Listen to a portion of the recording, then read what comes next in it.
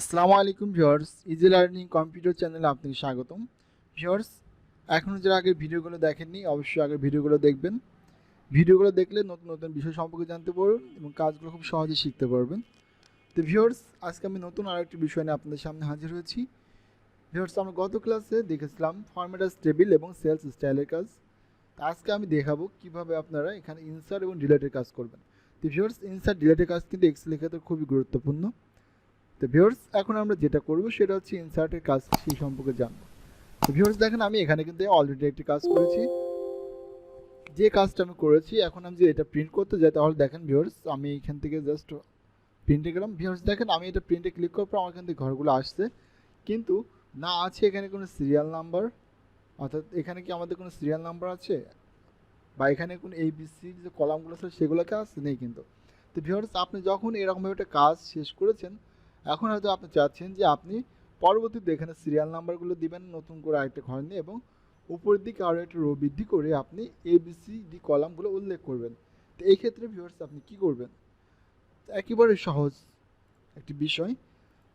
আমরা জানি যে এক্সেলের ক্ষেত্রে সবসময় কলাম বৃদ্ধি হয় বাম দিকে এবং রো বৃদ্ধি হয় উপরের দিকে।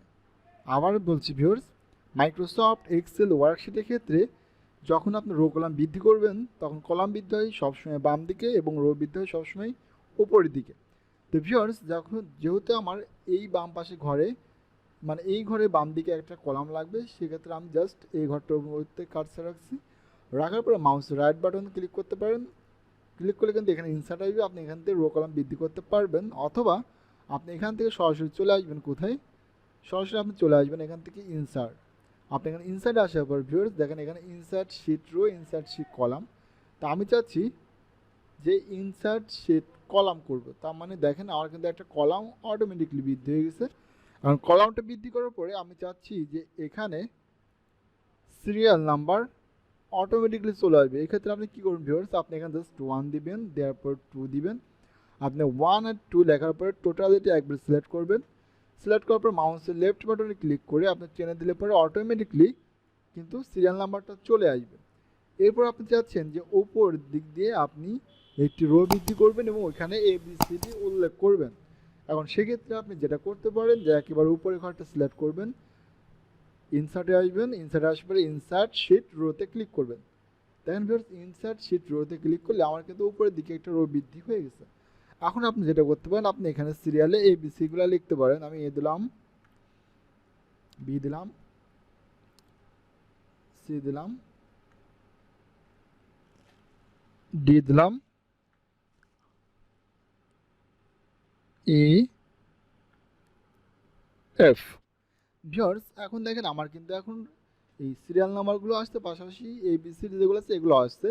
এখন একটা বিষয় হচ্ছে, আমরা যে কাজগুলো করছি কাজগুলো কিন্তু সাজানো গুছানো নেই, এই জন্য আমরা টোটালিটি সিলেক্ট করব। সিলেক্ট করবো ভিউয়ার্স, আমরা যে অ্যালাইনমেন্ট টেক্সট থেকে এটা আমরা সেন্টার করে দেবো, অর্থাৎ মাঝে মাঝে চলে আসবে।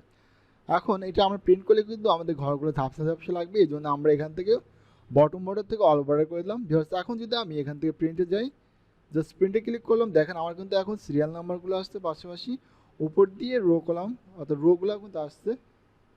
তো ভিউয়ার্স, এরকমভাবে খুব সহজে কিন্তু আপনি রো কলামগুলো কিন্তু বৃদ্ধি করতে পারবেন। তো ভিউয়ার্স, এরপর আমি দেখবো যে কীভাবে আপনারা বৃদ্ধিকৃত রো কলামগুলো ডিলিট করবেন।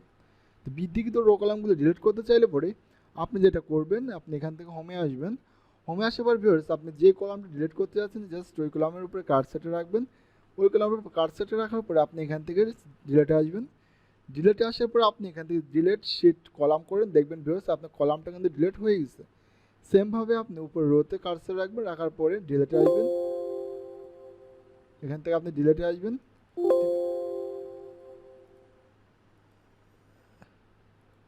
ভিউয়ার্স, ডিলিটে আসার পরে আপনি এখান থেকে জাস্ট ডিলিট শিট রোতে ক্লিক করুন, দেখেন ভিউয়ার্স আপনার রোটা কিন্তু ডিলিট হয়ে গেছে। তো ভিউয়ার্স, এরকমভাবে খুব ইজিলিভাবে আপনি এক্সেল ওয়ার্কশিটের রো কলাম বৃদ্ধি করতে পারবেন, পাশাপাশি ডিলিট করতে পারবেন। ভিউয়ার্স, ভিডিওটি কেমন লেগেছে অবশ্যই আমাকে কমেন্টে জানাবেন।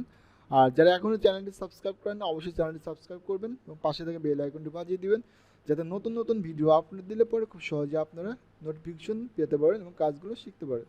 তো ভিউয়ার্স, আজ এই পর্যন্ত, সবাই ভালো থাকবেন, সুস্থ থাকবেন।